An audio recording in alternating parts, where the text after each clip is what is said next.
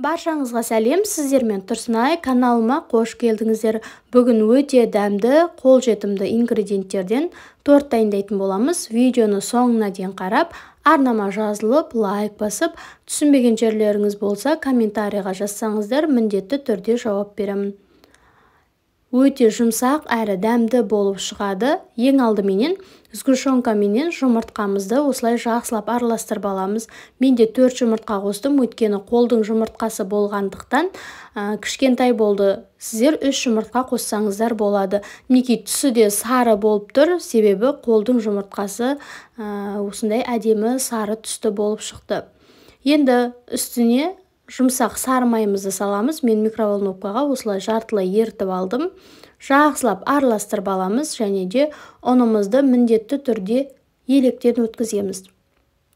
Менде шамамен 450 грамдай ұн кетті және де 1 шай қасық разрыхитель салдым. Сіздер өздеріңіздің ұнның тығыздығына байланысты 10-20 грамм аз немесе көп болуы мүмкін.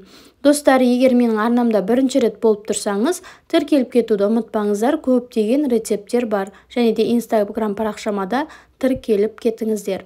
Неке енді біздің массамыз осындай болып шығады. Содан соң осылай торттың формасына біздің пергамент қағазымызды қойып, форма беріп аламыз. Неке менде шамамен 3 қасықтай салдым. Осылай пергамент қағаздың 4-еуін жасап алдым және де барлығын бөліп салып шықтым. Осы арада пешімізді 180 градусқа қыздырып қоямыз және де салып аламыз. Біздің корждарымыз тез піседі, сондықтан қарап тұруды ұмытпаңыздар. Жақсылап пісіріп алған соң кремін дайындаймыз. Менде крем сливки және де сгущенка болды. Сливкидің проценті менде 26%. Менде біздің неміз дайын болды. Корждарымыз осылай болып шықты. Енді жинаймыз. Сливкиді де қатты мұздай болу керек. Сол кезде жақсы өзінің формасын ұстайды.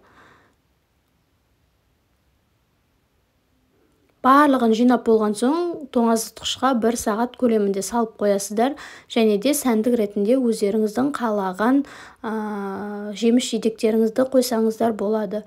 Видеоны соңына дейін қарағандарыңызға рахмет. Менің арнама тіркеліп кетуді ұмытпаңыздар. Өте қолжетімді торттардың, салаттардың және де басқа да көптеген рецепттер бар. Достар, менде мінекей 1 сағат, 1,5 сағаттай тоңазытқышта тұрды. Өте жұмсақ әрі аузыңызға салсаңыз еріп кететіндей торт болып шығады.